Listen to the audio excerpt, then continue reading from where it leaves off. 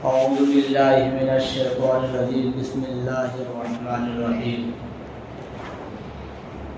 كل نفس ذائقة الموت إنما توفون أجوركم يوم القيامة فمن زحزح عن النار وأدخل الجنة فقد فاز وما الحياة الدنيا إلا متاع الغرور صدق الله العظيم وصدق مولانا الكريم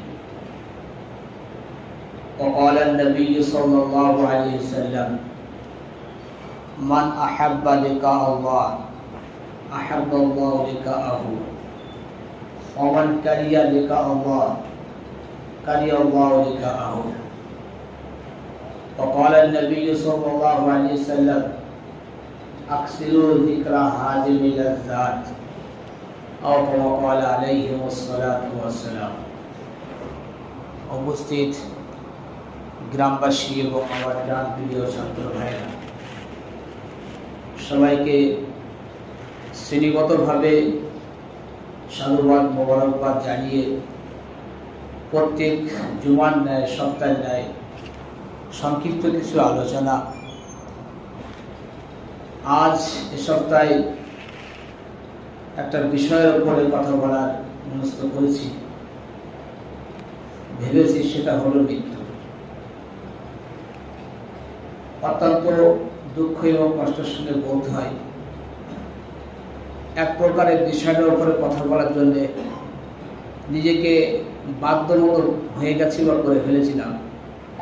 যেহেতু আপনারা সবাই জানেন যে একটা দুর্ঘটনা বলুন, অ্যাক্সিডেন্ট বলুন, যাই বলুন, আমাদের পরিবারের আমাদের কাছের ভাই, সে আমাদের আপনজন, গত পরশু ইন্তেকাল করেছেন। কাল তার দাফন কাফন সম্পূর্ণ হয়েছে। তার এই মৃত্যুটাকেই সামনে রেখে মৃত্যু সম্পর্কে কিছু আলোচনা করতে আমি বাধ্য হয়েছি। বুখারী শরীফের একটি হাদিস, সম্ভবত বুখারী শরীফের হবে, আল্লাহ নবী সাল্লাল্লাহু আলাইহি ওয়াসাল্লাম বলেছেন,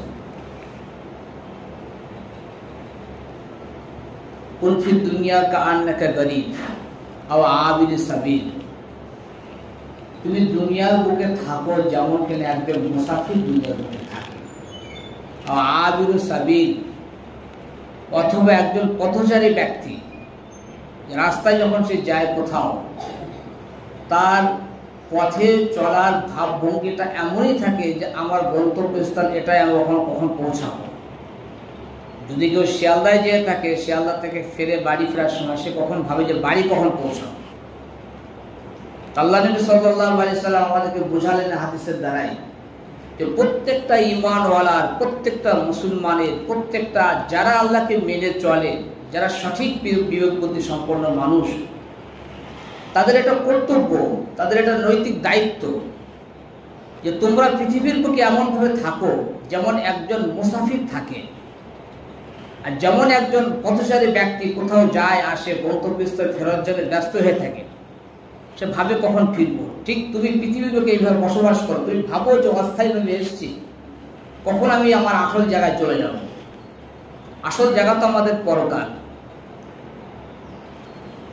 কোন এক আল্লাহওয়ালা বলেছেন যে আমাদের জীবনটা এমনই ধরে নিন যে কোনো একটা গাছের ডালে পাখি, এক ঝাঁক পাখি এসে বসেছে, কিছুক্ষণ হইচই করলো, চিচিমিচি করলো, পরে আবার এখন তো চলে গেল। ঠিক তত আমাদের জীবন, পৃথিবীকে এসছি, কিছু আলোচনা, কিছু কথা, কিছু ঘর সংসার, সন্তান সন্ততি, বাপ মা, বন্ধু বান্ধব, আবার আমরা বিদায় নেব। এটা আমাদের পৃথিবীর বাস্তব। গত শুক্রবারে শান্টু ভাই এটা ভাবতে পারিনি যে আমি আগামী শুক্রবার থাকবো না, আমরা কল্পনা করতে পারিনি যে সে থাকবে না।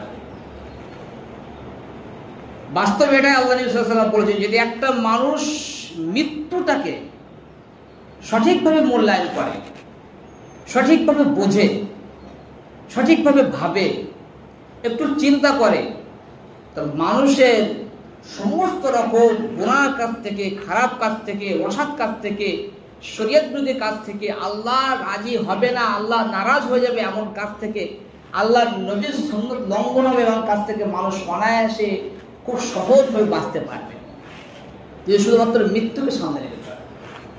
আল্লাহ নবী স্বয়ং বলেছেন আকসিরু যিকরা হাদিমি লাজ্জাত, যে তোমরা লাজ্জাত বলা হয় কাটনে মানে ছেদ করে কেটে ফেলে, যে সেই জিনিসটাকে বেশি করে স্মরণ করো, যে জিনিসটা তোমার দুনিয়ার চাকচক্যময় দুনিয়ার যে তৃপ্তি, যে লালসা, যে লোভ, টান, ভালোবাসা এটাকে নষ্ট করে দেবে, সেটা হলো মৃত্যু।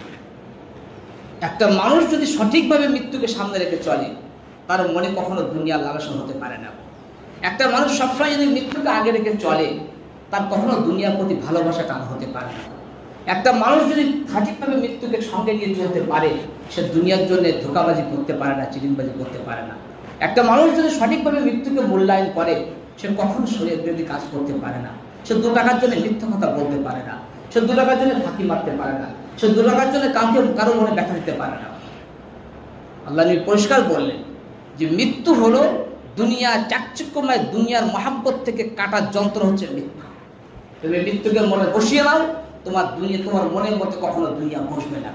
তুমি মৃত্যুকে সঙ্গে করে ধরে রাখো, তোমার কখনো দুনিয়ার প্রতি ভালোবাসা তোমার মনে আসবে না, এটা নিশ্চিত।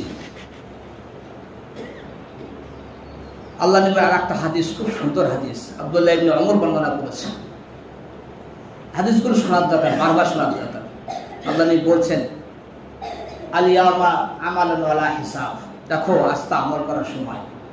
আজ আল্লাহ তোমার ধর্ম করবে না। আজ তুমি নামাজ ছাড়বে, আল্লাহ কিছু বলবে না। আজ তুমি মিথ্যা কথা বলবে, আল্লাহ কিছু বলবে না। আজ তুমি কারোর সঙ্গে অসত্য ব্যবহার করবে, আল্লাহ কিছু বলবে না। আজ তুমি বাপ মায়ের মনে ব্যথা দেবে, ভাইয়ের সঙ্গে ধোঁকাবাজি করবে, প্রতিবেশীর কষ্ট দেবে, তুমি শরীয়ত বিরোধী কাজ করবে, আল্লাহ নবীর আদেশ লঙ্ঘনকে, সব বেশি বিধি বিধানকে তুমি লঙ্ঘন করবে। আজ আল্লাহ তোমার হিসাব নেবে না। লা হিসাব, আজ হিসাবের দিন নয়। গাদান হিসাবা ওয়ালা আমালা, তুমি মাথায় রেখে দিও, আসছে আগামীকাল, সেদিন শুধু হিসাব হবে, কোনো আমল হবে না। সেদিন তুমি আমল করতে পারবে না। ব্যাস, যেদিন মৃত্যু তোমার হলো, সেদিন থেকে তোমার আমল বন্ধ হয়ে গেল, তোমার আমল শেষ, তুমি আমল করতে পারবে না। তোমার হিসাবের দিন তুমি অপেক্ষা করো। আজ তোমার আমলের দিন, আজ আল্লাহ তোমার কোনো কিছু করবে না। কাল তোমার হিসাবের দিন, কাল তুমি হিসাবের দিকে খেয়াল করো। আমরা তো মৃত্যুর কথা শুনলে মনে ব্যথাও আসে না, চিন্তাও আসে না, ভাবনাও আসে না, কান্নাও আসে না। দামেস্কের মতো মসজিদ, ওলামারা লিখেছেন প্রায় একসঙ্গে সেই সময় 30 থেকে 35 হাজার লোক নামাজ পড়ত। হযরত আলী কারামাল্লাহু ওয়াজহু যখন খলিফা ছিলেন, দামেস্কের মসজিদে দাঁড়িয়ে জুমার দিন, ঠিক এরকম একটা সময় জুমার খুতবা দিতে বলেছেন হযরত আলী কারামাল্লাহু ওয়াজহু। ভাই, যারা একটা ঘুমাচ্ছে দেখে লক্ষ্য করি, মজলিসে ঘুমানো হচ্ছে মজলিসের আদবের খেলাফ। একটু যে কথা বলে তার মুখের দিকে তাকিয়ে থাকতে হয়, তো ঘুমাবো না আমরা।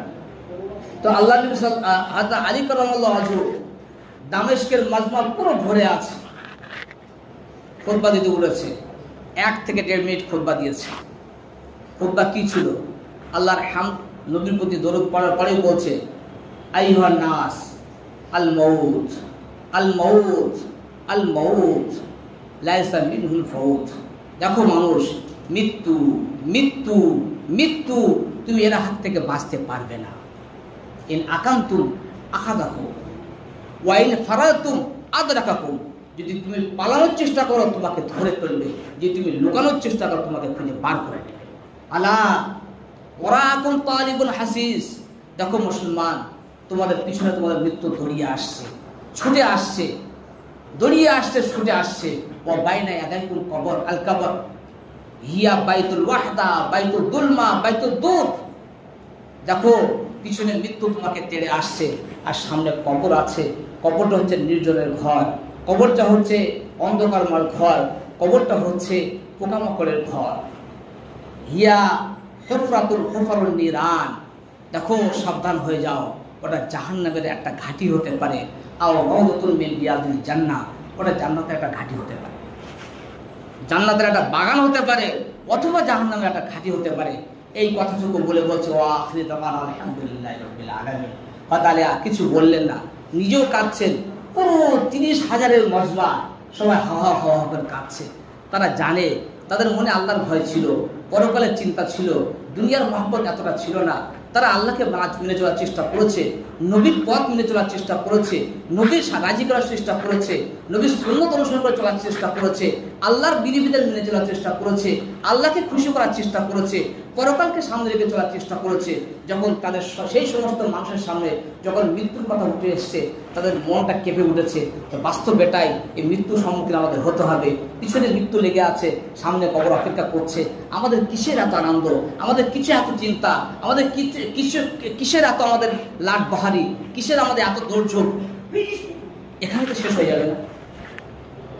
পুরো মজবা কাজ আমাদের মৃত্যুর বায়ান পড়ে মরুক, মৃত্যুর হাদিস পড়ে মরুক, মৃত্যুর আয়াত পড়ে মরুক, প্রকাশ্যে মৃত্যু দেখেও আমাদের পরিবর্তন হওয়ার তৌফিক হচ্ছে না। প্রকাশ্যে দেখছি যে মানুষটা মরার মতন আল্লাহ তুলে দিল, আজ ও গেছে, কাল আমার নাম্বার আসতে পারে, সেখানেও আমাদের কোনো পরিবর্তন নেই। আমি এই ঘটনা অনেকবার শুনিয়েছি। আবু দারদা রাদিয়াল্লাহু তাআলা আনহু দাঁড়িয়ে আছেন, একটা জানাজা যাচ্ছে, একটা যুবক ছুটে এসছে, বলছে তাহাজি তাহাজি এই জানাজাটা কার জানাজা, কে মরলো? তো বলছে তোর।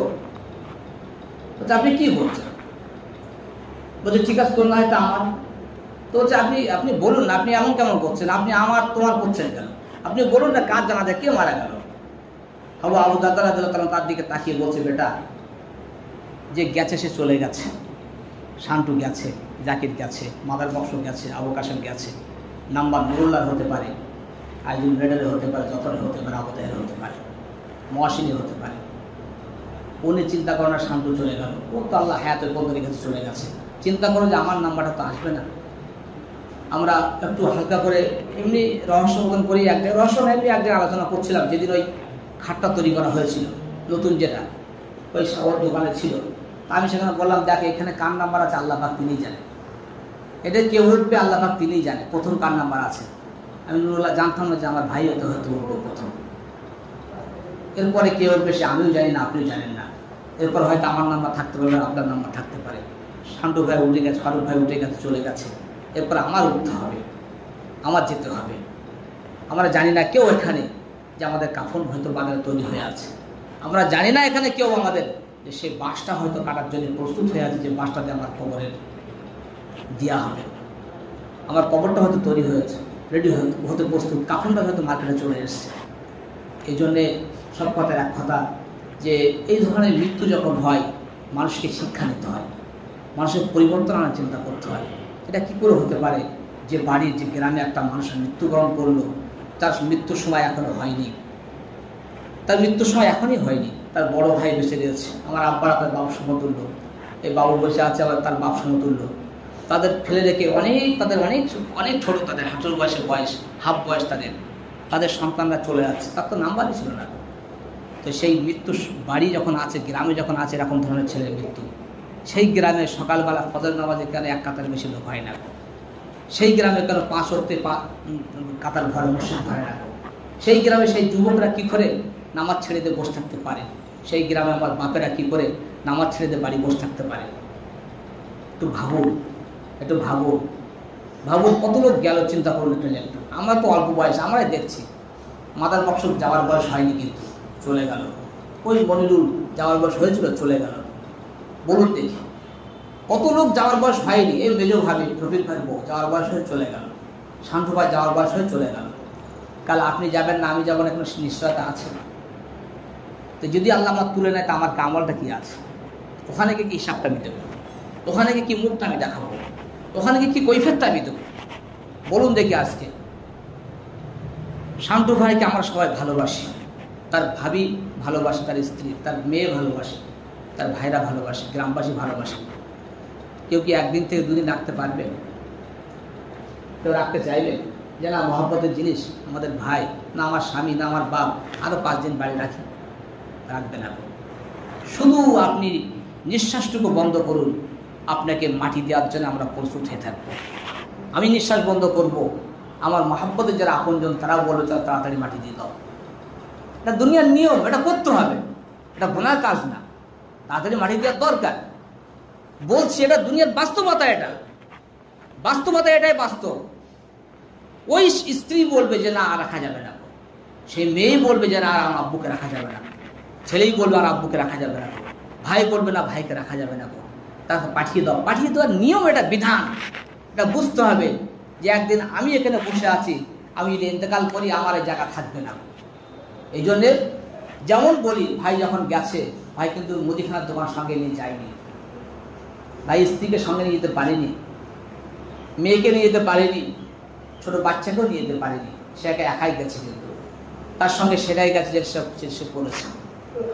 অত্যন্ত একটা ভালো খবর তার জন্য আমি মনে করি, আমি নুরুল্লাহ, যে শেষ আমার সামনেই ওই ছোট বাচ্চাটার সঙ্গে দেখা হয়েছিল, আমার সামনে। ইন্তেকাল করেছে ভাই, মাটি হয়েছে গতকাল পরশু ইন্তেকাল করেছে। তার আগের দিন আসরের সময় ওই বাচ্চাটা এসছে, একদিন বাড়ি আসেনি। আসরের সময় ভাইয়ের ওই ছেলেটা এসছে, আতাউল্লাহ, আমি বসে আছি, ও একটু আমার দেখে ভয় করে যাই করে সাইডে গেল, ভাই ওকে খাবার দিল, দিয়ে বললো বাবু তুমি এসছো, এইভাবে তুমি মাসায় থাকবে, তোমার এই খাবার আমি ডবল খাবার দেবো, আর তুমি মন দিয়ে পড়াশোনা করবে, তোমার যা লাগবে তোমার বলতে হবে না, আমি দিয়ে দেবো। আর এই খাবার আটটা খাবার দিল, বাড়তি বলে এটা তোমার কোনো বন্ধুকে দেবে, যাও নিয়ে যাও। এটাই শেষ সাক্ষাৎ ভাইয়ের সঙ্গে। আতাউল্লাহ আর ওর আব্বাকে দেখিনি পরে। যেদিন ইন্তেকাল হয়েছে সেদিন বাড়ি আসেনি, সকাল থেকে আশায় পড়েছিল। চলো, এটা আল্লাহ ভালো সংকেত, ভালো দিক। যে বাচ্চারা, মাসুম বাচ্চারা যখন কোরআন নিয়ে পড়বে, তখন ওর বাপকে আল্লাহ আযাব দিতে একটু আল্লাহ দ্বিধাবোধ করবেই করবে। কি, যখন এতিম বাচ্চা যখন কোরআন নিয়ে খুলে পড়বে, যখন বিসমিল্লাহির রহমানির রহিম যখন পড়বে, যখন এটা হতে পারে যে আল্লাহ তাআলা তাকে আযাবে লিপ্ত করবে। আল্লাহ দয়াবান, কৃপাবান। মাসুম বাচ্চা যখন মুখ দিয়ে বিসমিল্লাহির রহমানির রহিম পড়বে, যে আল্লাহ তুমি দয়াবান, তুমি কৃপাবান, আল্লাহ তুমি দয়াবান, তুমি কৃপাবান, যখন সে বাচ্চার মুখ দিয়ে কথা বার হবে, আল্লাহ অবশ্যই বলবে যে বাচ্চা কথা বলছে, তার বাপকে আমি কী করে আঘাত দিতে পারি। এ কথা হয়েছে, ঘটনা শুনেছি আমাদের কোনো ওলামাদের লেখা ঘটনা, হাদিসের ঘটনা নাই। একজন মারা গেছে, ডাকাত ছিল, অনেক হত্যা করেছে মানুষকে, অনেক মানুষের কষ্ট দিয়েছে। একটা সন্তান ছিল, তার স্ত্রীকে বলছে দেখো আমি তো খারাপ, আমার ছেলেকে খারাপ করা যাবে না। কোনো বাপ চায় না ছেলেকে খারাপ করতে, সন্তানকে। তো বলছে আমার ছেলেকে মাসায় পাঠিয়ে দেবো আমি। বাচ্চাকে মক্তব্য, তখন মক্তব্য সিস্টেম ছিল, মক্তব্য পাঠিয়ে দিয়েছে। তার কিছুদিন পরে সেই লোকটার ইন্তেকাল হয়ে গেছে। ইন্তেকাল হওয়ার পরে স্বপ্নে দেখেছেন কেউ, হয়তো বইতে আছে এইভাবে লেখা, সেভাবে বলছে। তো তাকে তার ব্যাপারে আযাবের সিদ্ধান্ত হয়েছে। ফেরেশতারা আযাব যেগুলো তৈরি হয়ে গেছে, যখন আযাব যেগুলো তৈরি হয়ে গেছে, আল্লাহ তাআলা বলছে যে আযাব বন্ধ করে দাও, আযাব দিও না ওকে।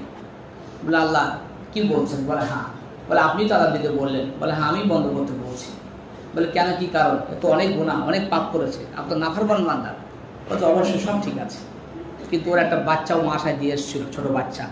ও বাচ্চাটা এখন কোরআন নিয়ে বসেছে, ও এখনই পড়েছে বিসমিল্লাহির রহমানির রহিম। ওর মেতিম বাচ্চা মাসুম মুখ দিয়ে বলছে যে রহমান রহিম, আল্লাহ তুমি তোমার নামে কোরআন শুরু করছি, আমার বাণী পড়া শুরু করেছে, আর আমি আল্লাহ তার বাপকে কষ্ট দেবে না, হতে পারে না।